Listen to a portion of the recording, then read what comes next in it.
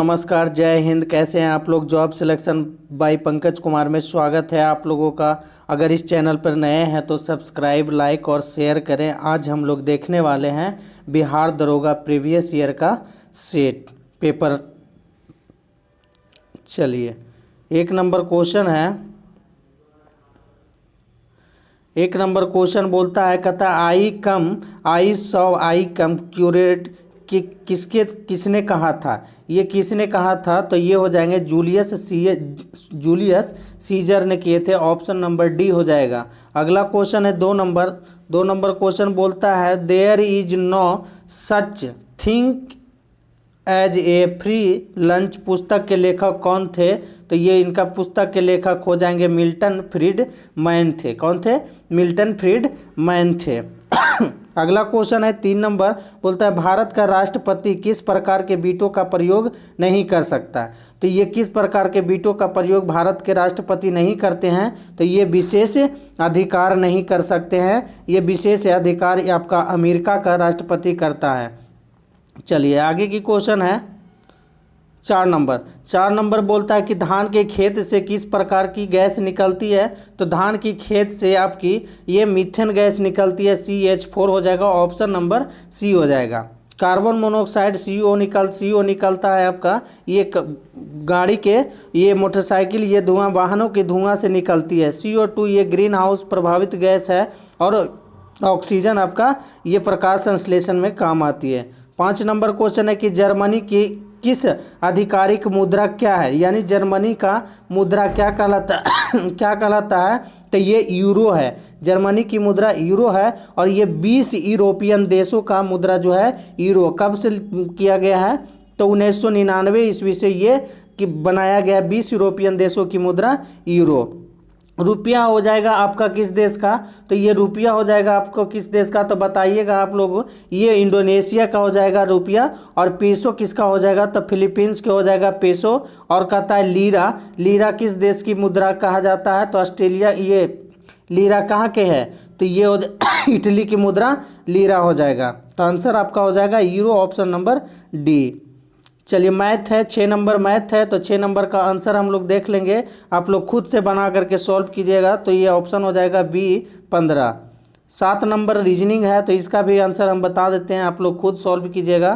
तो ये आंसर हो जाएगा आपका C, ऑप्शन नंबर C। चलिए, 8 भी वही है। तो 8 का भी आंसर हम बता देते हैं। तो ये आप लोग खुद सॉल्व कीजिएगा और अपना स्कोर मिला करके कमेंट बॉक्स में भेजिएगा। तो यह 8 का हो जाएगा आपका 2, ऑप्शन नंबर B। 9 का हो जाएगा आपका क्या हो जाएगा, तो 9 का ऑप्शन नंबर A1 हो जाएगा। चलिए, 10 का क्या हो जाएगा आंसर, तो 10 का आंसर हो जाएगा ऑप्शन नंबर C। रीजनिंग है जो आप खुद बनाइएगा। चलिए, 11 नंबर क्वेश्चन है। चलिए, 11 नंबर क्वेश्चन का आंसर क्या है 11 नंबर क्वेश्चन का ऑप्शन नंबर B हो जाएगा आंसर। फिर से है 12 नंबर क्वेश्चन जो मैथ है। तो ये आपका आंसर हो जाएगा 17%, option number A। 13 number question का आंसर क्या हो जाएगा, तो 13 का हो जाएगा ऑप्शन नंबर C हो जाएगा आंसर। 14 है। तो 14 का आंसर क्या हो जाएगा आपको देखना है। तो ये ऑप्शन नंबर A हो जाएगा, आप खुद बनाइएगा दोस्तों। और 15 का आंसर क्या हो जाएगा, तो 15 का आंसर 10 डिग्री हो जाएगा, option number D। 16 number question है। 16 नंबर बोलता है कि 16 नंबर भी मैथ है। तो इसका भी आंसर आपका ये ऑप्शन नंबर C 54 हो जाएगा। और 17 का आंसर भी आपका ऑप्शन नंबर C 2% हो जाएगा। चलिए, 18 नंबर क्वेश्चन है। ये भी मैथ ही है आपका। तो 18 का आंसर ऑप्शन नंबर ये हो जाएगा, 18 किलोमीटर प्रति घंटा हो जाएगा। चलिए, 19 नंबर क्वेश्चन है। तो ये भी आपका रीजनिंग ही है। तो आप लोग खुद बनाइएगा। 19 नंबर का आंसर देख लेते हैं क्या हो जाएगा। तो ये 19 नंबर का आंसर हो जाएगा ऑप्शन नंबर C हो जाएगा। चलिए, आगे की क्वेश्चन है 20 नंबर। तो दोस्तों 20 नंबर भी मैथ है। तो आप 20 नंबर का आंसर क्या हो जाएगा, ऑप्शन नंबर B हो जाएगा, 22/1 हो जाएगा। 21 नंबर क्वेश्चन का क्या हो जाएगा आंसर, तो 21 का हो जाएगा 30 डिग्री आपका हो जाएगा। चलिए, 22 नंबर है। तो 22 का क्वेश्चन जो है आंसर ये भी है, पूर्ण वर्ग पूछ रहा है। तो 22 का आंसर क्या हो जाएगा, तो 22 का आंसर B हो जाएगा। और 23 नंबर भी है। तो आपका मैथ ही। तो 23 नंबर का आंसर क्या हो जाएगा, तो 23 का ऑप्शन नंबर C हो जाएगा, -26/17। चलिए 24 नंबर है तो ये भी मैथ ही है आपका, तो ये 24 नंबर का ऑप्शन क्या हो जाएगा, 375, ऑप्शन नंबर ए हो जाएगा। 24 नंबर है तो 24 नंबर भी आपका आकृति का अवलोकन करना है, तो ये भी है आपका 24 नंबर का आंसर क्या हो जाएगा, तो 24 नंबर, सॉरी माफ़ कीजिएगा, 25 नंबर है तो 25 नंबर का आंसर क्या हो जाएगा, तो 25 का हो जाएगा ऑप्शन नंबर बी, त्रिभुज 7/4 हो जाएगा। चलिए 26 नंबर क्वेश्चन है तो ये भी मैथ ही है आपको, जो कि आप लोग खुद बना करके आप कमेंट करके आंसर बनाइएगा, तो ऑप्शन नंबर ए हो जाएगा आंसर इसका। चलिए आपको ये भी है मैथ ही है, तो 27 के आंसर क्या हो जाएगा, तो ऑप्शन नंबर ये हो जाएगा। चलिए तो 28 नंबर भी मैथ है दोस्तों, इसमें बहुत काफ़ी मैथ पूछा था, तो 28 का आंसर क्या हो जाएगा, तो आप लोग एकदम ज़रूर से ज़रूर बनाइएगा, तो 28 का ऑप्शन नंबर सी हो जाएगा 1/2। 29 नंबर भी मैथ है तो 29 का आंसर क्या हो जाएगा, 2200 वर्ग मीटर हो जाएगा, ऑप्शन नंबर ए। 30 नंबर क्वेश्चन भी है तो ये भी आप मैथ ही हैं, तो 30 का हो जाएगा 310 सेंटीमीटर स्क्वायर हो जाएगा। चलिए अब कर्क रेखा के बारे में आया है, जीके आया है, तो चलिए 31 नंबर क्वेश्चन बोलता है कि कर्क रेखा निम्न में से किस राज्य से होकर गुजरती है, तो टोटल माफ़ कीजिएगा दोस्तों, तो जो है कर्क रेखा भारत के मध्य से होकर के गुजरती है, बीचों बीच होकर के गुजरती है, और कर्क रेखा टोटल 8 राज्यों से गुजरती है। बोलता है कि किन किन राज्यों से होकर के गुजरती है, तो ये किन किन राज्यों से हो जाएगा, तो झारखंड से हो जाएगा, मध्य प्रदेश हो जाएगा, त्रिपुरा हो जाएगा, मिजोरम हो जाएगा, गुजरात हो जाता है, छत्तीसगढ़ हो जाता है, तो आंसर क्या हो जाएगा, ऑप्शन नंबर ए हो जाएगा। आगे चलिए मकर रेखा जो है, मकर रेखा वो चलता है कि कर्क रेखा टोटल 17 देशों से गुजरता है, और मकर रेखा जो है ये आपका 10 देशों से गुजरता है, और बोलता है भूमध्य रेखा जो है ये आपका 17 देशों से, ये माफ़ कीजिएगा 13 देशों से गुजरता है, और कर्क रेखा 23.5 डिग्री उत्तरी अक्षांश को कहते हैं, और 23.5 डिग्री दक्षिणी अक्षांश को हम लोग मकर रेखा कहते हैं। कहता है तो ये भारत के जो ये मानक समय है 82.5 डिग्री पूर्वी देशांतर, वो भारत के 5 राज्यों से होकर के गुजरता है, तो आंसर क्या हो जाएगा, ऑप्शन नंबर ए हो जाएगा। चलिए 32 नंबर क्वेश्चन है, 32 नंबर बोलता है कि किस अनुच्छेद के तहत नीति निर्देशक तत्व को न्यायालय में प्रश्नगत नहीं किया जा सकता है, तो न्यायालय में प्रश्नगत नहीं किया जा सकता है, तो क्या है ऑप्शन नंबर बी हो जाएगा अनुच्छेद 37। अनुच्छेद 40 का संबंध है ग्राम पंचायत से, और अनुच्छेद 44 का संबंध किससे है, तो समान नागरिक संहिता से संबंधित है अनुच्छेद 44, और बोलता है कि भारत के ये राज्य के नीति निर्देशक तत्व जो है आयरलैंड से लिया गया है, कहाँ से, आयरलैंड से लिया गया है, और भाग 4 में है, किसमें, भाग 4 में हो जाएगा, और अनुच्छेद कितना, तो अनुच्छेद 36 से 51 तक है ये राज्य के नीति निर्देशक तत्व।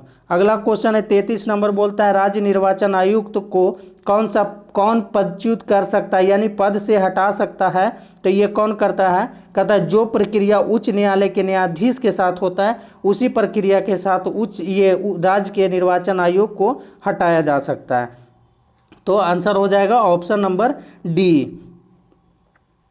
चलिए 34 नंबर क्वेश्चन बोलता है निम्न राष्ट्रपतियों के कार्यकाल से संबंधित कौन सा क्रम सही है, तो सबसे पहली बात तो देखते हैं क्रम क्या सही है, तो बोलता है कि फखरुद्दीन अली जो है ये हो जाएंगे, फिर ज्ञानी जैन सिंह हो जाएंगे, फिर आपका हो जाएंगे आर वेंकट रमन हो जाएंगे, और शंकर दयाल शर्मा हो जाएगा, ऑप्शन नंबर डी हो जाएंगे। बोलता है कि राष्ट्रपति अनुच्छेद 52 में वर्णित है, और प्रथम राष्ट्रपति डॉक्टर राजेंद्र प्रसाद बने थे, और 1950 ईस्वी में सबसे पहले बने थे, और 1962 ईस्वी तक रहे थे। लगातार सबसे ज़्यादा 2 बार बनने वाले प्रथम राष्ट्रपति जो हुए थे ये आपका राजेंद्र प्रसाद ही हुए थे, जो लगातार बने थे, और सर्वाधिक कार्यकाल रहे हैं डॉक्टर राजेंद्र प्रसाद, जो बिहार से ये आपका रिलेटिव थे। अगला क्वेश्चन है, कहता है कि ये प्रथम भारतीय महिला राष्ट्रपति कौन बने थे? तो आपका ये बन जाएंगे, आपका ये प्रतिभा पाटिल बने थे। और बोलता है दूसरी महिला राष्ट्रपति बनने वाली आपको द्रौपदी मुर्मू हो जाएंगे। और स्वतंत्र भारत के जन्मने वाली उसके बाद जो बने हैं तो द्रौपदी मुर्मू हो जाएंगे। और प्रथम महिला आदिवासी बनने वाली, प्रथम महिला राष्ट्रपति बनने की ये कामयाबी हासिल किए हैं तो द्रौपदी मुर्मू किए ही हैं। द्रौपदी मुर्मू जो है उड़ीसा से बिलोंग करती है। तो आंसर क्या हो जाएगा? तो ऑप्शन नंबर डी हो जाएगा। चलिए 35 नंबर क्वेश्चन है, कहता है भारत में कितने बार आपातकाल लागू हो चुका है? सबसे बड़ी बात तो हम जानते हैं कि आपातकाल भाग कितने में है? तो भाग हो जाएगा 18 में। कितने में? भाग 18 में है। और अनुच्छेद जो है कितने से कितने तक है? अनुच्छेद 352 से अनुच्छेद 360 तक है, जो ये आपका आपातकाल, ये वित्तीय सभी आपातकाल में है भाग 18 में। राष्ट्रपति यानी आपातकाल जो है अनुच्छेद 352 से संबंधित है। क्या है? राष्ट्रीय आपातकाल 356 से संबंधित है। क्या है? 356 से संबंधित है राष्ट्रपति शासन जो राज्य में लगाया जाता है। और 360 जो है ये वित्तीय आपातकाल है, जो अभी तक एक बार भी नहीं लगाया गया है। सबसे पहले राष्ट्रपति शासन आपका 1951 ईस्वी में कहाँ लगाया गया था? पंजाब में लगाया गया था। और बोलता है कि राष्ट्रीय आपातकाल अभी तक 3 बार लगाया गया है। 1965 में, 1971 और 1975 ईस्वी में लगाया गया है। बोलता है कि ये 6 महीना तक लगाया जाता है। और इसे संसद जो है आपातकाल को 1 महीना के अंदर अंदर ही उनको अनुमोदन अनिवार्य है, अनुमोदन करना अनिवार्य हो जाता है। तो आंसर क्या हो जाएगा? 3 बार अभी तक लगाया गया है, 1965, 1971 और 1975। तो ऑप्शन नंबर बी हो जाएगा। 36 नंबर क्वेश्चन है कि संविधान के उद्देशिका में किस मौलिक अधिकार का वर्णन नहीं है? तो सबसे पहले जानते हैं कि मौलिक अधिकार कौन सा है। तो मौलिक अधिकार जो है, चलिए मौलिक अधिकार 36 नंबर में बोलता है मौलिक अधिकार जो है भाग कितने में है? तो भाग 3 में हो जाएंगे। कहाँ से लिया गया है? तो यूएसए से लिया गया है। अनुच्छेद कितने में है? तो मौलिक अधिकार जो है अनुच्छेद 16 से 35 में स्थित है। कितना में है? अनुच्छेद 16 से 35 में स्थित है। और बोलता है कि कौन इसमें नहीं है? तो ये हो जाएंगे आपके आर्थिक स्वतंत्रता नहीं है। क्या नहीं है? आर्थिक स्वतंत्रता। बोलता है उद्देशिका की भाषा लिया गया कहाँ से? तो ये उद्देशिका की भाषा लिया गया ऑस्ट्रेलिया से लिया गया है। फिर बोलता है प्रस्तावना की भाषा कहाँ से लिया गया है? तो प्रस्तावना की भाषा यूएसए से लिया गया है। कहाँ से? यूएसए से लिया गया है, ये अमेरिका से लिया गया प्रस्तावना। सबसे पहली प्रस्तावना जवाहरलाल नेहरू ने पेश किए थे, 1946 ईस्वी में पेश किए थे। बोलता है और क्या बोलता है? कहता है कि संविधान जो है सबसे बड़ी लिखित संविधान हमारी भारत की ही है। और आगे की क्वेश्चन है क्या? तो आंसर क्या हो जाएगा? ऑप्शन नंबर ए हो जाएगा, आर्थिक। अगला क्वेश्चन है 37 नंबर का था पंचायती राज की व्यवस्था से संबंधित समिति कौन सा है? तो पंचायती राज मेहता जो है व्यवस्था से तो बलवंत राय मेहता समिति हो जाएंगे, जो 1957 ईस्वी में लागू हुआ था। और त्रिस्तरीय हुआ था। क्या? त्रिस्तरीय लगाया गया था।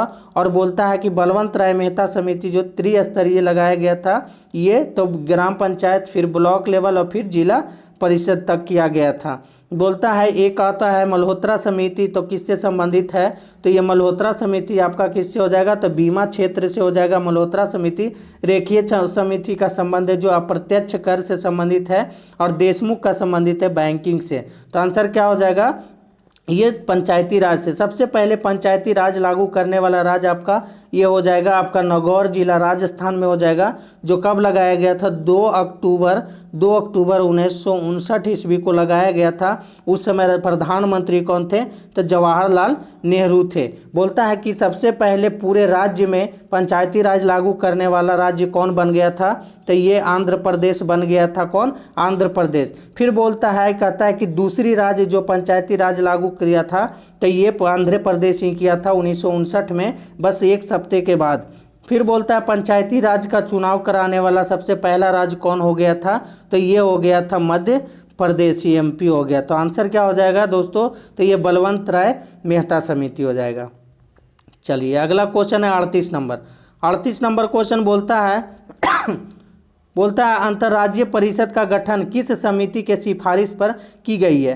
तो अंतर्राज्यीय परिषद की गठन जो है अनुच्छेद 263 में है और राष्ट्रपति किया करता है इसका अध्यक्ष की नियुक्ति, और सिफारिया यानी सहकारिय आयोग की सिफारिश पर किया गया है। सहकारिय आयोग 1983 ईस्वी में बना था और केंद्र और राज्य से संबंधित रखता है आपका सहकारिय आयोग। कब से, और ये इसका अंतर्राज्यीय परिषद का गठन कब हुआ था, तो ये 1990 ईस्वी में हुआ था और अनुच्छेद 263 में है। कितना में, अनुच्छेद 263 में है। तो दोस्तों अगर वीडियो अच्छा लग रहा है तो लाइक शेयर और सब्सक्राइब कीजिए और अपने दोस्तों के पास शेयर भी कीजिए।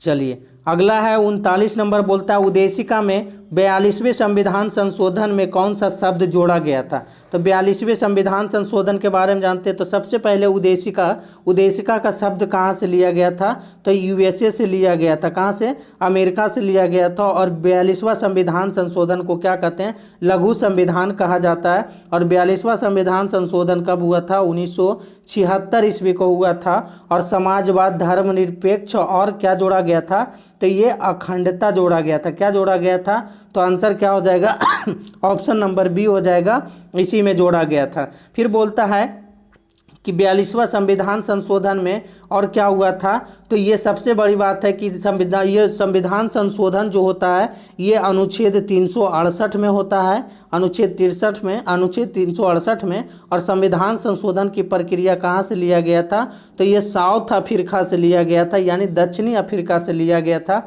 और मात्र अभी तक एक बार संविधान में संशोधन हुआ है। तो आंसर क्या हो जाएगा दोस्तों, तो ऑप्शन नंबर बी हो जाएगा।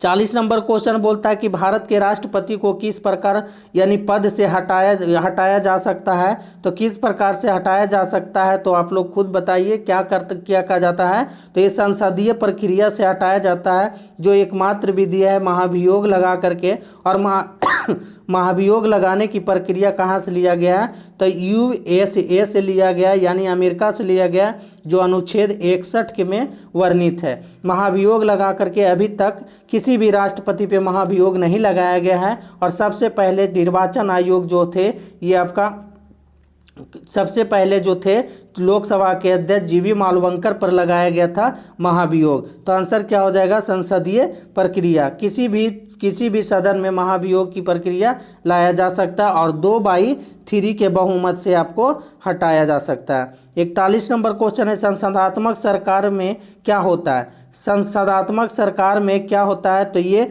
शक्तियों का भी केंद्रीकरण होता है। तो ऑप्शन नंबर ए हो जाएगा, शक्तियों का भी केंद्रीकरण। भारत का सबसे बड़ा अधिनियम जो है 1935, ये 1935 जो है भारतीय संविधान की सबसे बड़ा ये संसदीय सरकार की क्षेत्र था 1935। और ये 1946 से पहले 1935 पे ही भारत की काम चल रहा था, 1950 से पहले। और अनुच्छेद राज्यों का संघ जो अनुच्छेद 1 में है। अगला क्वेश्चन है 42 नंबर क्वेश्चन बोलता है भारत का राष्ट्रीय वृक्ष क्या है। तो भारत का राष्ट्रीय वृक्ष जो है बरगद हो जाएगा, राष्ट्रीय फल हो जाएगा आम हो जाएगा, राष्ट्रीय फल। राष्ट्रीय पक्षी क्या है, तो मोर है, जो कब 1952 ईस्वी में बनाया गया था। और तिरंगा को कब अंगीकृत किया गया था, 22 जुलाई 1947 ईस्वी को तिरंगा को अपनाया गया था। तो आंसर क्या हो जाएगा, तो बरगद हो जाएगा। राष्ट्रीय मिठाई आपका जलेबी हो जाएगा, राष्ट्रीय फूल आपका कमल हो जाएगा। तो आंसर हो जाएगा राष्ट्रीय वृक्ष में बरगद। 43 नंबर है कि भारत का राष्ट्रीय जलीय जीव कौन सा है। तो राष्ट्रीय जलीय जीव जो है गंगा का डॉल्फिन है, जो 2009 में इसको बनाया गया था। गंगा का डॉल्फिन राष्ट्रीय मछली यानी कि राष्ट्रीय जलीय जीव डॉल्फिन। डॉल्फिन दिवस जो मनाया जाता है 5 अक्टूबर को मनाया जाता है। कब, 5 अक्टूबर को मनाया जाता है। और डॉल्फिन संग्रहालय जो बनाया गया कहाँ, पटना में बनाया गया है। कहाँ, पटना में बनाया गया है। फिर बोलता है कि गंगा नदी को राष्ट्रीय नदी की दर्जा कब मिला था, तो 2008 ईस्वी में मिला था गंगा नदी को दर्जा। तो चलिए दोस्तों आंसर इसका क्या हो जाता है, गंगा का डॉल्फिन। और सबसे पहले तो डॉल्फिन जो संग्रहालय बना है ये पटना में आपको बना है डॉल्फिन संग्रहालय। अगला नंबर क्वेश्चन है, अगला बोलता है 44 नंबर, चिली का चिक्की का माता खान किसके लिए प्रसिद्ध है? तो ये किसके लिए प्रसिद्ध है? तो आंसर हो जाएगा कॉपर, यानी तांबा के लिए प्रसिद्ध है। किसके लिए? तांबा के लिए। टीन के सर्वाधिक उत्पादक जो है मलेशिया है, और लोहा का सर्वाधिक उत्पादक जो है आपका चीन हो जाएगा, और गंधक में सबसे ज़्यादा उत्पादक आपका ये आपका अमेरिका हो जाएगा। तो आंसर हो जाएगा कॉपर, ऑप्शन नंबर बी। चलिए 45 नंबर क्वेश्चन है कि नर्मदा बचाओ आंदोलन से जुड़ी हुई है, कौन जुड़ी हुई है? तो नर्मदा बचाओ आंदोलन के जो मुख्य थे ये आपका मेघा पाटकर हो जाएंगे। और नर्मदा बचाओ आंदोलन जो चलाए गए थे, तो कब चलाए गए थे? 1989 ईस्वी में चलाए गए थे। और नर्मदा नदी को कहा जाता है मध्य प्रदेश का जीवन रेखा कहा जाता है। नर्मदा नदी को कौन सा जीवन रेखा कहा जाता है? नर्मदा नदी को जीवन रेखा कहा जाता है, ये आपका मध्य प्रदेश के। तो आंसर हो जाएगा मेघा पाटकर 1989 में। आइए 46 नंबर क्वेश्चन है कि भारतीय जलवायु से संबंधित ENSO क्या है? ENSO का फुल फॉर्म क्या हो जाएगा? EL नीनो साउथर्न ओसिलेशन हो जाएगा। तो ऑप्शन नंबर बी हो जाएगा आपका आंसर। चलिए 47 नंबर क्वेश्चन है, 47 नंबर बोलता है 2011 की जनगणना के अनुसार सर्वाधिक जनसंख्या किस राज्य में? सबसे अधिक जनसंख्या आपका उत्तर प्रदेश हो जाएगा, ऑप्शन नंबर बी। सर्वाधिक साक्षर कहाँ है? तो केरल में है। सर्वाधिक जनसंख्या घनत्व कहाँ है? तो बिहार में आपका 1106 हो जाएगा। और सर्वाधिक लिंगानुपात कहाँ है? तो ये आपका केरल में है सर्वाधिक लिंगानुपात। तो आंसर हो जाएगा ऑप्शन नंबर बी, ये उत्तर प्रदेश। चलिए अगला क्वेश्चन है 48 नंबर। 48 नंबर क्वेश्चन बोलता है, कहता है टिहरी बांध मिलान करना है। तो टिहरी बांध किस नदी पर है? तो भागीरथी नदी पर है। तो कहाँ टिहरी बांध हो जाएगा? उत्तराखंड। सरदार सरोवर बांध जो है गुजरात में है, तो नर्मदा नदी पर हो जाएगा। तुंगभद्रा नदी आपका हो जाएगा तुंगभद्रा नदी पर, तो ये कर्नाटक में हो जाएगा। और हीराकुंड बांध जो है ये आपका महानदी पर उड़ीसा में हो जाएगा। और विश्व का सबसे लंबा बांध जो है, बड़ा बांध जो है, ये आपका हीराकुंड बांध उड़ीसा वाले हो जाएंगे, आपका जो सबसे लंबा नदी है। तो आंसर हो जाएगा, आपको देखते हैं हम लोग आंसर क्या हो जाएगा। 48 का आंसर हो जाएगा आपका option number B, 1, option number A हो जाएगा।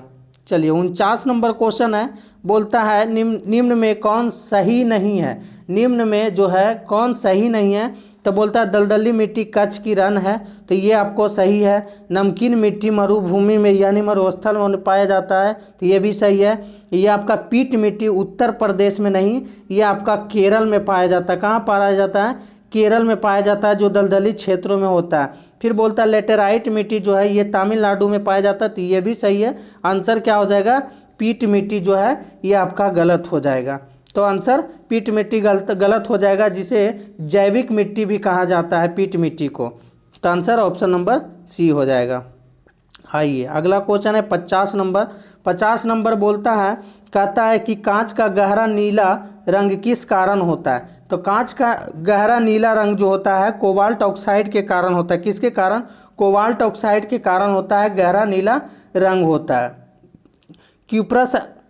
क्यूप्रिक ऑक्साइड से कौन सा रंग होता है? तो ये लाल रंग हो जाता है क्यूप्रिक ऑक्साइड के कारण, लाल रंग। तो आंसर हो जाएगा option number B. 51 number question बोलता है कि अमीबा किससे भोजन ग्रहण करता है? तो अमीबा किससे भोजन ग्रहण करता है? तो कुटपाद से करता है, ऑप्शन नंबर ए हो जाएगा। चलिए 52 नंबर क्वेश्चन है, कहता है इनमें से कौन सबसे कम प्रदूषण किससे होता है? तो सबसे कम प्रदूषण जो है इनमें से चारों में से कौन होता है? तो ये CNG से सबसे कम प्रदूषण हो जाता है, जिसका फुल फॉर्म होता है कंप्रेस्ड नेचुरल गैस होता है CNG का। और इसका गंध के लिए इथाइल मरकेप्टन का प्रयोग किया जाता है। और क्या के माफ़ कीजिएगा दोस्तों, तो ये ऑप्शन हो जाएगा CNG। अगला क्वेश्चन है 53 नंबर की प्रकाश का तरंग सिद्धांत किसने दिया था? तो प्रकाश का तरंग सिद्धांत जो है किसने दिया था, तो ये हाइजेनबर्ग ने दिया था। तो प्रकाश का सिद्धांत न्यूटन ने दिया था। गुरुत्वाकर्षण का सिद्धांत न्यूटन ने दिया था।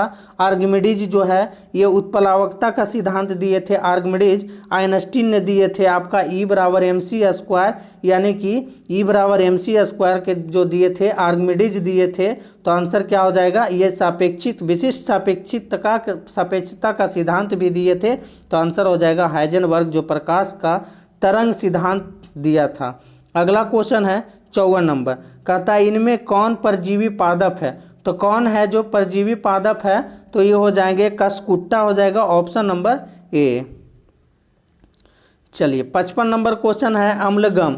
अम्लगम क्या है, तो अम्लगम वह है जो एक तरल पारा मिश्र धातु है। अम्लगम क्या है, तो पारा का मिश्र धातु है अम्लगम, ऑप्शन नंबर ए हो जाएगा। कहता है डीएनए।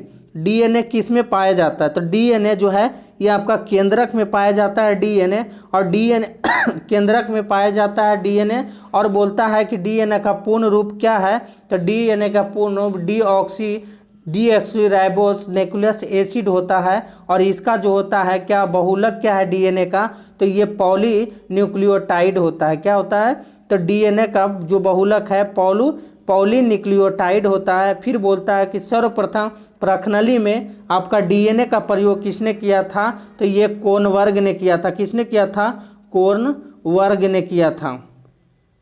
तो चलिए आंसर क्या हो जाएगा, केंद्रक हो जाएगा, option number B. 57 number question है कि यदि किसी वस्तु का संवेग दुगुना कर दिया जाए, संवेग दुगुना कर दिया जाए तो उसके गतिज ऊर्जा में कितना प्रतिशत वृद्धि हो जाएगी, तो कितना परसेंट वृद्धि हो जाएगी, तो ये 300 गुना 300% हो जाएगी, ऑप्शन नंबर बी हो जाएगा। आइए 58 नंबर है कि दांत के निर्माण में निम्न में से किस तत्व की सर्वाधिक भूमिका होती है। दांत के निर्माण में तो सबसे पहले तो जानते हैं कि दांत कितने प्रकार के होते हैं, तो दांत 4 प्रकार के होते हैं। दूसरी बात बोलते हैं कि जो दांत जो है बच्चों में ये आपका दो बार जो जन्म लेता है, तो कितने दांत, तो ये 20 दांत जो है दोबारा जन्म लेता है। तो सब दांत को निर्माण करने में कौन सा प्रमुख भूमिका निभाता है, तो ये हो जाएगा कैल्शियम। तो कैल्शियम दांत में क्या क्या होता है, कैल्शियम और फास्फेट जो होता है दांत को निर्माण करता है। तो आंसर हो जाएगा option number B. 59 number question है कि प्रतिचुंबकीय पदार्थ की चुंबकीय प्रकृति कैसी होती है। तो प्रतिचुंबकीय पदार्थ की चुंबकीय प्रकृति कैसी होती है, तो ऋणात्मक होता है, ऑप्शन नंबर बी हो जाएगा। आइए 60 नंबर क्वेश्चन है। 60 नंबर क्वेश्चन बोलता है, चलिए 60 नंबर क्वेश्चन बोल रहा है इनमें से कौन टैक पोलीमरेस एंजाइम का स्राव की कहाँ करते हैं, तो कहाँ करते हैं, तो ये 60 का हो जाएगा, एस्चेरिया कोलाई में करते हैं, ऑप्शन नंबर ए हो जाएगा। चलिए 61 नंबर क्वेश्चन बोलता है संतोष ट्रॉफी का संबंध किस खेल से है, तो संतोष ट्रॉफी का संबंध जो हो जाएगा ये फुटबॉल से हो जाएगा। फिर बोलता है डूरंड कप है, ये फुटबॉल के भारत के सबसे पुराना जो है जो डूरंड कप हुआ है, सबसे पुराना कप जो कौन था, डूरंड कप हुआ था। और इसकी स्थापना कब हुआ था, 1888 ईस्वी में हुआ था डूरंड कप का। और सबसे महत्वपूर्ण, दुनिया में सबसे महत्वपूर्ण फुटबॉल के लिए कौन सा है, तो ये है FIFA football cup. FIFA football cup answer हो जाएगा फुटबॉल। चलिए 62 नंबर क्वेश्चन है कि कहता है दोषपूर्ण शिक्षा प्रणाली का प्रतिफल क्या है, तो दोषपूर्ण शिक्षा प्रणाली का प्रतिफल जो है ये युवा आंशिक है, ऑप्शन नंबर डी हो जाएगा। अब भारत में प्रथम शिक्षा नीति कब लाया था, तो 1968 ईस्वी में लाया था प्रथम शिक्षा नीति। और भारत में प्रथम नई शिक्षा नीति लाया था, कब लाया था, तो ये हो जाएगा आपका 1986 में लाया था। और इसके बाद जो है वर्तमान में 2020 की शिक्षा नीति लाया गया के कस्तूरी रंगन के अध्यक्षता में लाया गया है। तो आंसर क्या हो जाएगा, युवा आंशिक हो जाएगा। चलिए अगला क्वेश्चन है 63 नंबर बोलता है, कहता है वस्तु संयोग स्थानापन्न का उदाहरण क्या है, तो स्थानापन्न का उदाहरण क्या है, तो आंसर हो जाएगा आपका पेन और स्याही हो जाएगा, ऑप्शन नंबर ए। अगला क्वेश्चन है 64 नंबर की जब समाज सभी नियमों को मापदंडों के साथ पालन करता है तो उसे क्या कहते हैं? तो उसे क्या कहते हैं? तो ये हो जाएगा आपका आंसर क्या? तो ये समाजीकरण हो जाएगा, ऑप्शन नंबर ए। चलिए 65 नंबर क्वेश्चन बोलता है कि एक प्रकाश वर्ष बराबर होता है, तो एक प्रकाश वर्ष किसके बराबर होता है? तो बोलता है 9.46 गुने 10⁻15 मीटर के बराबर होता है। कितने?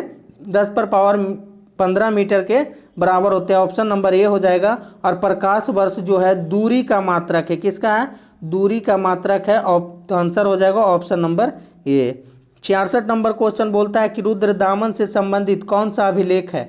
तो रुद्रदामन से संबंधित जो है कौन सा अभिलेख है? तो ये जूनागढ़ का अभिलेख जो है रुद्रदामन से संबंधित है। और भारत का सबसे पहला जो है संस्कृत में लिखा हुआ अभिलेख तो ये जूनागढ़ अभिलेख ही है। प्रयाग प्रशस्त्री का संबंध जो है किसने लिखा है? तो हरिसेन ने लिखा है और समुद्रगुप्त के ये शासन के बारे में बताता है। यहोल अभिलेख का संबंध किससे है? तो यहोल अभिलेख का संबंध है रवि कृति हो जाएंगे यहोल अभिलेख का संबंध। आइए अगला क्वेश्चन है, देखते हैं। तो आंसर हो जाएगा जूनागढ़ अभिलेख। अगला क्वेश्चन बोलता है 67 नंबर की मंगल पांडे का संबंध किस इन फैक्ट्री से है? तो मंगल पांडे का संबंध जो है बंगाल के कहाँ से? तो बंगाल के बैरकपुर जो 34 इन फैक्ट्री यानी कि नेवेटिव का इन फैक्ट्री से संबंधित है। और ये इन्हें 1857 में मना कर दिए थे कारतूस को चलाना, जो चर्बी वाले कारतूस थे। और कहता है कि मंगल उदय ये 1857 की क्रांति भड़की थी तो ये मेरठ से भड़का था। कहाँ से? मेरठ से भड़का था। और 10 मई 1857 से स्टार्ट हो गया था। मंगल पांडे का संबंध था उत्तर प्रदेश के देवरिया जिले से संबंधित रखते थे मंगल पांडे। अगला क्वेश्चन है 68 नंबर, कहता है चतुर्थ बौद्ध संगीति किसके शासनकाल में हुआ था?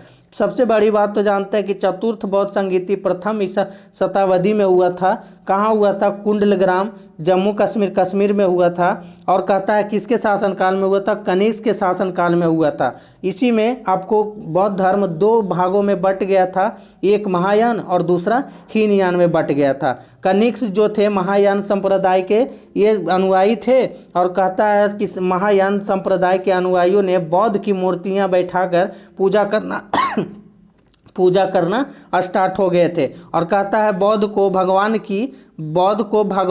भगवान के रूप में मूर्ति पूजा करना स्टार्ट हुआ था कनिष्क के शासनकाल में। दूसरी बात बोलता है अजातशत्रु के शासनकाल में जो है सबसे पहली यानी प्रथम बौद्ध संगीति जो हुआ था 483 ईसा पूर्व में हुआ था।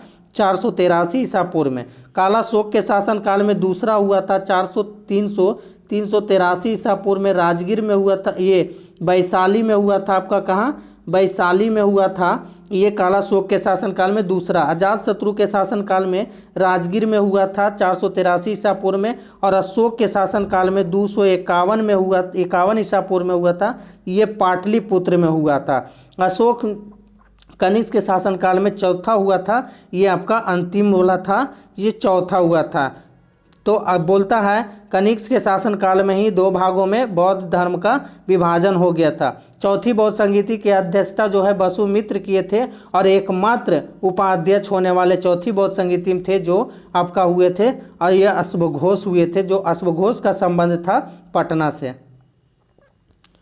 चलिए 69 नंबर क्वेश्चन है, कहता है स्वराज पार्टी का संबंध निम्न में से किस व्यक्ति से था? तो स्वराज पार्टी का संबंध जो है ये तो पहले नंबर 1923 ईस्वी में स्थापना किए थे। कहाँ किए थे? इलाहाबाद में किए थे। इलाहाबाद के आनंद भवन में किए थे। कहाँ किए थे? आनंद भवन में किए थे। इलाहाबाद के आनंद भवन में किए थे स्थापना। और आनंद भवन की स्थापना किए थे मोतीलाल नेहरू ने। तो इसका संबंध था चित्तरंजन दास और मोतीलाल नेहरू। तो मोतीलाल नेहरू और चित्तरंजन दास ने स्थापना किए थे आपका ये स्वराज पार्टी की स्थापना। जब चित्तरंजन दास ने 1922 में गया अधिवेशन यानी गया की कांग्रेस अधिवेशन से इस्तीफा दिए थे और जाकर के स्वराज पार्टी की स्थापना कर दिए थे। अगला क्वेश्चन है 70 नंबर, तो आंसर हो जाएगा इसका 69 का CR दास आंसर। चलिए 70 नंबर है, सांप्रदायिक निर्वाचन का जनक किसे माना जाता है? सांप्रदायिक निर्वाचन का जनक जो है ये रैमजे मैकडोनाल्ड को माना जाता है, जो ब्रिटेन के प्रधानमंत्री थे। कब? तो 1932 ईस्वी में किया गया था। और ये क्या था? दलितों की ओर जो चुनाव लड़ना था उसी का सीट दर्शाया गया था। फिर बोलता है लॉर्ड मिंटो के शासनकाल में 1906 ईस्वी में जो है मुस्लिम लीग की स्थापना हुआ था। और लॉर्ड इरविन के शासनकाल में 1931 ईस्वी में गांधी और इरविन की समझौता हुआ था। और लॉर्ड वेलेस्ली ने 1798 ईस्वी में सहायक संधि का शुरुआत किया था। तो आंसर हो जाएगा रैमजे मैकडोनाल्ड ने। 71 नंबर क्वेश्चन है। 71 नंबर बोलता है निम्न में से कौन सुमेलित है? चलिए देख लेते हैं कि 71 में से कौन सुमेलित है। चलिए तो कहता है भारत परिषद अधिनियम 1892 प्रतिनिधित्व सरकार की स्थापना किया था, तो ये बिल्कुल सही हो जाएगा। मार्ले मिंटो सुधार जो 1909 में हुआ था, तो ये तो यहाँ तक ठीक है। फिर बोलता है केंद्र में द्वैध शासन शुरू हुआ था, ये बिल्कुल सही नहीं है। केंद्र में द्वैध शासन 1935 के अधिनियम से शुरू हुआ था, तो ये आपका गलत हो जाएगा। मार्ले मिंटो सुधार 1909 में हुआ था। ये जो है ये निर्वाचन यानी कि सांप्रदायिक निर्वाचन से संबंधित था। मांटेगू चेम्सफोर्ड सुधार 1909 में हुआ था, 1919 में हुआ था, ये बिल्कुल सही है इतना दूर। और सांप्रदायिक प्रतिनिधित्व जो था ये नहीं, ये 1909 में हुआ था। और 1919 में जो है यूपीएससी का गठन हुआ था। किसका? संघ लोक सेवा आयोग का गठन जो 1926 में हुआ था, इन्हीं के अधिवेशन में हुआ था। अगला बोलता है कि भारत शासन अधिनियम 1935 जो प्रांतों में द्वैध शासन स्थापना किया था, बिल्कुल नहीं। प्रांतों में द्वैध शासन भारत मांटेगू चेम्सफोर्ड सुधार 1919 के तहत हुआ था। और केंद्र सरकार में जो केंद्र में द्वैध शासन की स्थापना हुआ था 1935 के अधिनियम से हुआ था। और द्वैध शासन प्रांतों में जो है इसका अंत हुआ था भारत सरकार अधिनियम 1935 से। तो आंसर हो जाएगा आपका ऑप्शन नंबर ए। चलिए 72 नंबर क्वेश्चन है कि राष्ट्रीय ध्वज का डिजाइन किसने तैयार किया था? राष्ट्रीय ध्वज का डिजाइन जो है किसने तैयार किया था? तो ये हो जाएंगे पिंगली वेंकैया किए थे। और कहता है श्यामालाल पार्षद जो पार्षद गुप्त थे ये झंडा गीत के लेखक थे। भिकाजी कामा नहीं है 1907 ईस्वी में। कब? 1907 ईस्वी में जर्मनी के स्टुटगार्ड में झंडा फहराए थे। तो क्या हो जाएंगे? क्रांतिकारी की जननी मैडम भिकाजी माँ को कहा जाता है। तो आंसर हो जाएगा पिंगली वेंकैया। तो दोस्तों अगर वीडियो अच्छा लग रहा है तो शेयर, लाइक और सब्सक्राइब कीजिए और कमेंट में भी बोलिए कि कैसा लग रहा है। चलिए 73 नंबर क्वेश्चन है। कहता है 2018 ईस्वी में फीफा विश्व कप किस देश ने जीता था? तो 2018 की बात आ रही है, तो उस वक्त की करेंट अफेयर्स है। तो 2018 में फीफा विश्व कप जो है ये आपका फ्रांस जीता था। पर 2022 में जो हुआ है फीफा विश्व कप, इसका विजेता कौन बना है? अर्जेंटीना विजेता बन गया है। और कहता है 2022 की कहाँ हुआ था? तो ये कतर में हुआ था। कहाँ हुआ था? कतर में हुआ था। तो अब विजेता 2022 का जो है ये आपका अर्जेंटीना है। 2026 में जो है 2026 में कहाँ खेला जाएगा विश्व कप? तो ये 20वां एशियाई खेल जो है कहाँ खेला जाएगा? नागोया में खेला जाएगा। कहाँ? नागोया में खेला जाएगा 2026 में। आंसर हो जाएगा आपका फ्रांस। अगला क्वेश्चन है कि अगला एशियाई खेल कहाँ होगा? वो 2018 में पूछ रहा था। तो अगला एशियाई खेल कहाँ होगा आपका? तो ये देखिए कहाँ होगा। तो ऑप्शन आंसर क्या हो जाएगा? आंसर हो जाएगा आपका ये आपका माफ़ कीजिएगा, आंसर हो जाएगा चीन में अगला एशियाई खेल खेला जाएगा। कब खेला जाएगा? तो ये 2022 में, जो 2022 में खेलना था वो 2023 में ये खेला जाएगा। हांगझोंग में खेला जाएगा, जो चीन में खेला जाएगा। हांगझो चीन में 2000 सबसे पहला एशियाई खेल जो हुआ था कब हुआ था? 1951 ईस्वी में। कहाँ खेला गया था? भारत के नई दिल्ली में खेला गया सबसे पहला एशियाई खेल। विजेता कौन बना था? सर्वाधिक एशियाई खेल जो है ये सर्वाधिक फीफा वर्ल्ड कप यानी फुटबॉल कप की विजेता कौन है? तो ये ब्राज़ील है जो 5 बार जीता है। और सबसे पहला फीफा वर्ल्ड कप जो जीता है फुटबॉल ये जीता है उरुग्वे। तो इसका 74 के आंसर क्या हो जाएगा? चीन। चलिए 75 नंबर क्वेश्चन है कि 6 अगस्त 1945 तथा 9 अगस्त 1945 को क्रमशः जापान के हिरोशिमा और नागासाकी पर जो परमाणु बम गिराए गए थे उनमें से कौन सी अभिक्रिया हुई थी।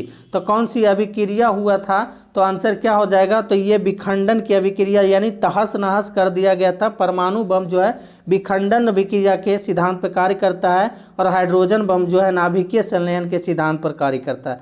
ये अगर हिरोशिमा पर जो गिराया गया था 6 अगस्त 1945 को, वो कौन था, तो ये लिटिल बॉय था। बम का नाम जो था ये आपका लिटिल बॉय था। और 9 अगस्त 1945 को नागासाकी पर गिराया गया था जिसका नाम फैट मैन था।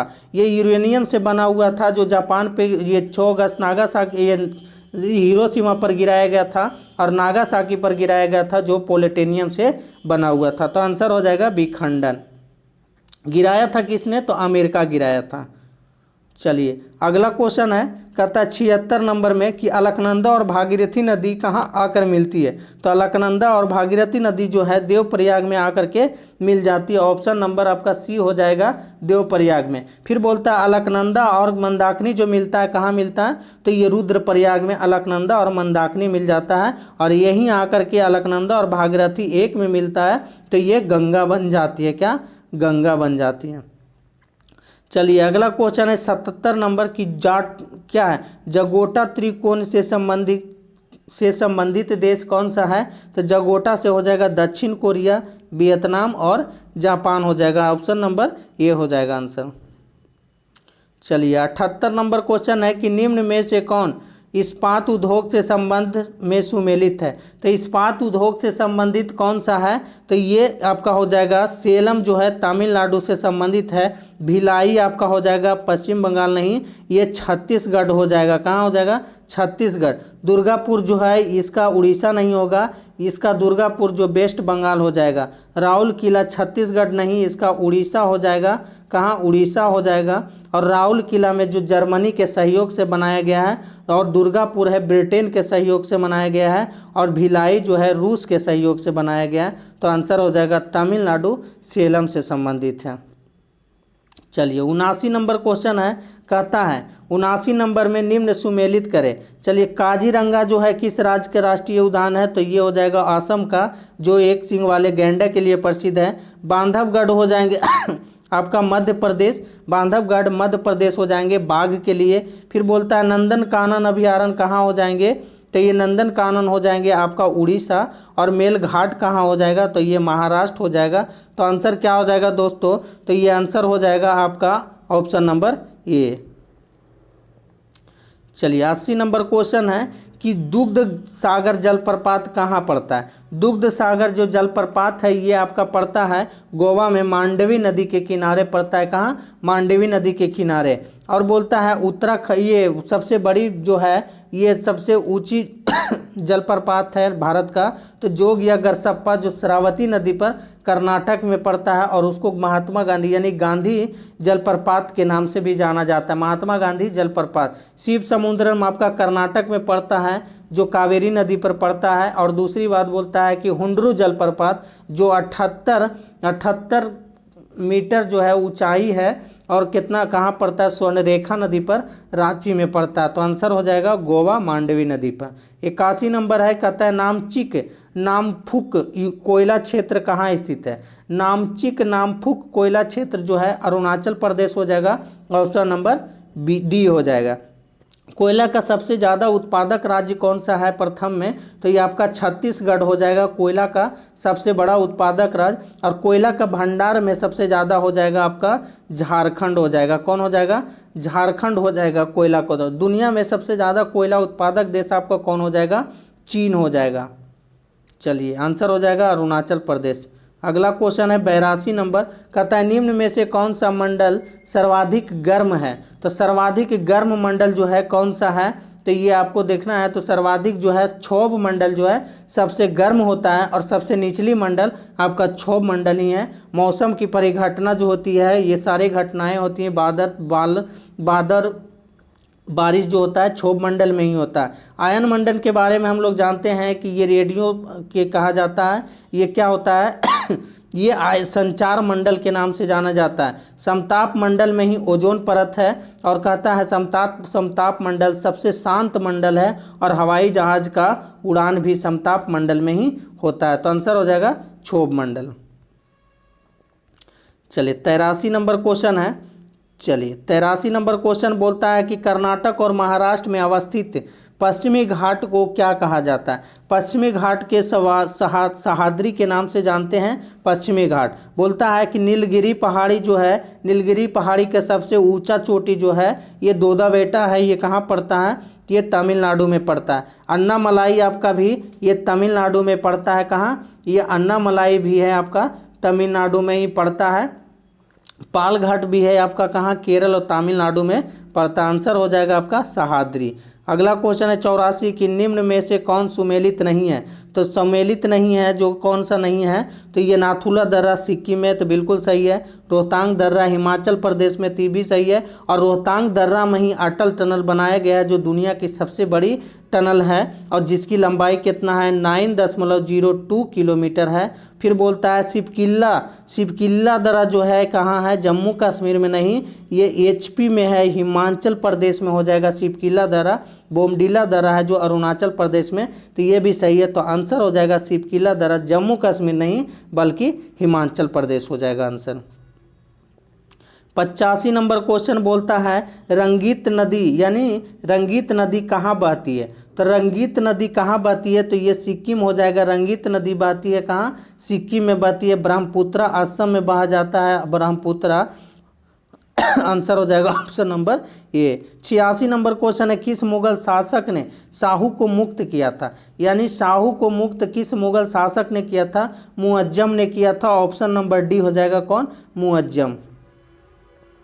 87 नंबर क्वेश्चन है। 87 नंबर बोलता है हिस्टोरिका नामक प्रसिद्ध रचना किसने किया था। हिस्टोरिका के लेखक कौन थे? तो हेरोडोटस थे। कौन थे? हेरोडोटस थे हिस्टोरिका के लेखक, जो यूनान का इतिहास थे। इतिहासकार कहाँ से संबंध रखते थे? यूनान देश से संबंध रखते थे, जिसको इतिहास का पिता कहा जाता है। किसको? हेरोडोटस को ही कहा जाता है इतिहास का पिता। जो टॉमस जो यानी कि प्लिनी जो भी लिखा था, एगो पुस्तक था प्लिनी का, नेचुरल हिस्ट्री के लेखक कौन था? प्लिनी था। नेचुरल हिस्ट्री के लेखक प्लिनी था। और भारत का भूगोल किसने लिखा था? तो टॉलमी लिखा था। भारत का भूगोल किसने लिखा था? टॉलमी लिखा था। आगे की क्वेश्चन आइए। अच्छा एक और है टॉमस रो। टॉमस रो किस जो ब्रिटेन से थे, वो जेम्स प्रथम यानी राजदूत हुए करते थे। टॉमस रो जो जहांगीर के दरबार में आया था। किसका? जेम्स प्रथम के राजदूत थे जो जहांगीर के दरबार में टॉमस रो आए थे। कब आए थे? तो 1615 ईस्वी में आए थे टॉमस रो। तो आंसर हो जाएगा हेरोडोटस। हिस्टोरिका के लेखक हेरोडोटस, इतिहास के पिता, इतिहास के जनक कहा जाता है हेरोडोटस। 88 नंबर है कि भारत में पहला AIMS कहाँ खुला है। तो भारत का पहला AIMS कहाँ खुला है? तो नई दिल्ली में खुला है। कब खुला था? तो ये 1952 ईस्वी में खुला था। कब? 1952 ईस्वी में खुला था। अगला क्वेश्चन है 89 नंबर बोलता है, कहता है किसने बंगाल की राजधानी मुर्शिदाबाद से मुंगेर स्थानांतरित किया था। तो मुर्शिदाबाद से मुंगेर स्थानांतरित किसने किया था? तो ये मीर कासिम हो जाएंगे। ऑप्शन नंबर ए हो जाएगा। और मुंगेर में ही बंदूक यानी बारूद के कारखाने की स्थापना करवाए थे मीर कासिम ने ही करवाया था। चलिए अगला क्वेश्चन है 90 नंबर क्वेश्चन बोलता है, कहता है निम्न में से कौन सा काल क्रम के अनुसार सही है। तो चलिए देखते हैं कि कौन सा काल क्रम के अनुसार सही है। तो नागार्जुनन थे, फिर नामदेव थे, फिर चैतन्य थे जो पश्चिम बंगाल से बिलोंग करते हैं, नदिया जिले से, फिर तुलसीदास थे जो यूपी से संबंधित रखते हैं, और तुलसीदास अकबर के शासनकाल से संबंध रखते थे। तो आंसर हो जाएंगे आपका ऑप्शन नंबर बी। रामानुज जो थे ये उत्तर भारत के ये कि क्या थे? ये आपका उत्तर भारत में भक्ति का ये प्रारंभ किए थे। 91 नंबर क्वेश्चन, निम्न में से कौन कांग्रेस का कभी अध्यक्ष नहीं बना था। चलिए कांग्रेस का कभी अध्यक्ष नहीं बना था। तो सबसे पहली बात तो हम जानते हैं कि कांग्रेस की स्थापना 28 दिसंबर 1885 ईस्वी को कहाँ हुआ था? बम्बई में हुआ था। किसने किया था? ए ओ हुम ने किया था। किसने किया था? ए ओ हुम ने किया था। किसके शासनकाल में किया था? डफरीन के शासनकाल में, डफरीन के शासनकाल में किया था। उसके बाद जानते हैं इसका प्रथम अध्यक्ष कौन था? तो डब्ल्यू सी बनर्जी थे। डब्ल्यू.सी. बनर्जी प्रथम भारतीय राष्ट्रीय कांग्रेस के अध्यक्ष हुए थे, क्योंकि उस वक्त का वो बहुत विद्वान थे, पढ़े लिखे के आधार पे चुना जाता था। चलिए, तो बोलता है, कहते हैं बाल गंगाधर तिलक हुए थे। तो ये बाल गंगाधर तो कभी नहीं आपका भारतीय राष्ट्रीय कांग्रेस की अध्यक्षता किए थे। सुरेंद्रनाथ बनर्जी किए थे, तो ये बिल्कुल किए थे, सुरेंद्रनाथ बनर्जी ने किए थे। और कहता है गोपाल कृष्ण गोखले किए थे, तो हाँ किए थे। 1905 ईस्वी के बनारस अधिवेशन की अध्यक्षता गोपाल कृष्ण गोखले नहीं किए थे। महात्मा गांधी किए थे, तो जी महात्मा गांधी को 3 बार निर्वाचित किया गया था, लेकिन किए थे किस में? तो ये सिर्फ 1924 के बेलगांव अधिवेशन कर्नाटक में किए थे। तो ये क्या हो जाएंगे? आंसर हो जाएंगे आपका बाल गंगाधर तिलक किए थे। महात्मा गांधी ने ही सबसे पहले 1901 के अधिवेशन में, जिसमें दिनसा बाचा की अध्यक्षता में सबसे पहले भारतीय राष्ट्रीय कांग्रेस में भाग लिए थे। चलिए 92 नंबर क्या बोल रहा है? 92 नंबर चलिए देखते हैं हम लोग। कहता है मार्ले मिंटो सुधार कब आया था? तो मार्ले मिंटो हम लोग पीछे ही पढ़ लिए थे। तो मार्ले मिंटो सुधार 1909 में आया था, और मार्ले मिंटो सुधार से सांप्रदायिक निर्वाचन से संबंधित है। और मार्ले जो थे ये थे राज्य का सचिव थे, यानी कि जिला का सचिव थे। और मिंटो कौन थे? तो ये गवर्नर जनरल थे, और राज्य का सचिव ये थे। तो ये 1909 में हुआ था। 1906 जो है ये मिंटो के ही शासनकाल में ही भारतीय ये मुस्लिम लीग की स्थापना आपका ढाका में किया गया था। आगा खां और सलीमुल्लाह खां ने किया था। 1919 जो है माउंटेगू चेम्सफोर्ड सुधार हुआ था, और इसी के समय जो प्रांत में दैत्य शासन लागू किया गया था इसमें, और यूपीएससी की स्थापना इसी में किया गया था आपका 1919 में। 93 नंबर क्वेश्चन है, कहता है सती प्रथा का उन्मूलन, यानी सती प्रथा का उन्मूलन किसके सहयोग से हुआ था? तो सती प्रथा का उन्मूलन जो है राजा राम मोहन राय के सहयोग से हुआ था, क्योंकि उनकी भाभी जो थे उन्हीं को अपमानित किया गया था। तब देखने से ये अनशन पर बैठे थे, तो सर्वाधिक विरोध करने लगे, तो ये इन्हीं का सहयोग सर्वाधिक हुआ था। कब हुआ था सती प्रथा का अंत? तो 1829 ईस्वी में किया गया था, और जिसका शासनकाल था लॉर्ड विलियम बेंटिंग के शासनकाल में ये किया गया था। दयानंद सरस्वती के बारे में जानते हैं कि दयानंद सरस्वती का मुख्य जो है आर्य समाज के संस्थापक थे। 1885 में किए थे, बम्बई में किए थे। वेदों की ओर लौटो किसने किए थे? तो दयाराम सरस्वती नहीं किए थे। अहमदिया आंदोलन किसने चलवाए थे? तो आर्य समाज दयानंद सरस्वती नहीं चलवाए थे। तो आंसर हो जाएगा राजा राम मोहन राय। राजा राम मोहन राय का एक और महत्वपूर्ण है कि ब्रह्म समाज की स्थापना 1828 में ही किए थे राजा राम मोहन राय। चलिए 94 नंबर क्वेश्चन है कि मुगल और मेवाड़ के बीच संधि कब हुआ था? मुगल और मेवाड़ के बीच जो संधि हुआ था ये कब हुआ था? तो चलिए बताइए कब हुआ था? तो ये 1615 ईस्वी में हुआ था, मुगल और मेवाड़ के बीच की संधि। अगला क्वेश्चन है 95 नंबर की ताजमहल के लिए पत्थर कहाँ से लाया गया था? तो ताजमहल के लिए जो पत्थर लाया गया था ये मकरान से। मकराना कहाँ पड़ता है? तो ये जयपुर राजस्थान में पड़ता है। कहाँ पड़ता है? राजस्थान में पड़ता है। और संगमरमर का जो पत्थर है, टाइल्स का उत्पादन सबसे ज़्यादा भारत में राजस्थान करता है। ताजमहल का संस्थापक कौन था, यानी स्थापना किसने किया था? तो ये शाहजहां ने करवाया था। ये आगरा में यमुना नदी के किनारे करवाया था ये ताजमहल का ये वास्तुकार कौन था? तो ये अहमद लाहौरी थे। वास्तुकार ताजमहल का अहमद लाहौरी थे, और मिस्त्री उस्ताद ईसा थे। कौन थे? तो वास्तुकार तो अहमद लाहौरी थे, और कारीगर उसमें ईसा खां थे, यानी उस्ताद ईसा थे। चलिए अगला क्वेश्चन है 96 नंबर क्वेश्चन। बोलता है कांग्रेस की स्थापना के समय भारत का वाइसराय कौन था? तभी पीछे हम लोग जिक्र किए हैं कि भारत का वाइसराय जो था कांग्रेस की स्थापना के समय, तो लॉर्ड डफरिन था, जो स्थापना हुआ था 1885 ईस्वी को स्थापना हुआ था।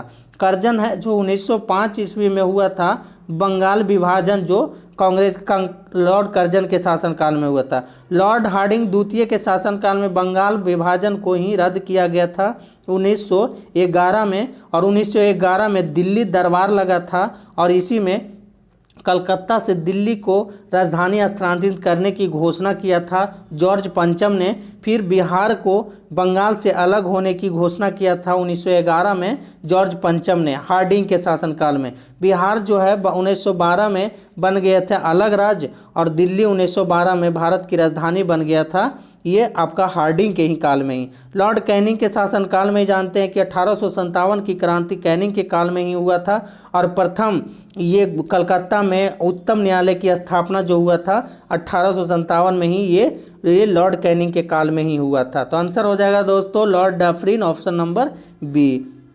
97 नंबर क्वेश्चन बोलता है अलीनगर की संधि का संबंध किससे है? तो अलीनगर का संधि का संबंध जो है किससे है? तो ये हो जाएगा ईस्ट इंडिया कंपनी और सिराजुद्दौला के बीच हुआ था। कब हुआ था? तो ये अलीनगर की संधि जो हुआ था कब हुआ था? तो ये 1757 में हुआ था। कब हुआ था? 1757 में हुआ था। चलिए आगे की क्वेश्चन है 98 नंबर क्वेश्चन, यज्ञ की देख रेख कौन करता है? यज्ञ की देख रेख जो कौन करता है? तो ये ब्राह्मण करता है, यानी ब्रह्मा करता है यज्ञ का देख रेख। किस वेद में है? तो यज्ञ जो है अथर्ववेद में स्थित है। किसमें? अथर्ववेद में जो है अथर्ववेद से संबंधित रखता है, और यजुर्वेद जो है ये पुरोहित से संबंधित रखता है। तो चलिए सबसे प्राचीन वेद जो हो जाता है ऋग्वेद हो जाता है, और ऋग्वेद में टोटल कितने मंडल हैं? तो ये 10 मंडल हैं। चलिए 99 नंबर क्वेश्चन है कि सुलह ए कुल की किस नीति किसने अपनाया था? सुलह ए कुल की नीति जो किसने अपनाया था? तो अकबर ने अपनाया था सुलह ए कुल की नीति। अगला क्वेश्चन है, कहता है अकबर ने ये अकबर के शासनकाल के हिंदी का स्वर्ण काल कहा जाता है अकबर के शासनकाल में। फिर बोलता है दीन इलाही की स्थापना का प्रारंभ किया था 1583 ईस्वी में किया था दीन इलाही के संबंध, और हिजरी संबत की शुरुआत करवाया था 627 ईस्वी में चलाया था हिजरी संबत, ये आपको चलाया था ये नानक ने चलाया था। तो आंसर क्या हो जाएगा? अकबर। चलिए आखिरी प्रश्न है 100 नंबर, कहता इटली ने आक्रमण कर किस देश को जीता था? इटली ने किस देश को आक्रमण करके जीत लिया था? तो ये जीत लिया था अबिसिनिया को जीता था इटली ने। फिर बोलता है इटली ने कब जीत लिया था अबिसिनिया को? तो ये 1935 ईस्वी में जीता था। कब? 1935 ईस्वी में जीता था। और दोस्तों तो आखिरी प्रश्न समाप्त हो गया। तो मिलते हैं अगले सेट के साथ, तब तक के इजाज़त दीजिए, धन्यवाद।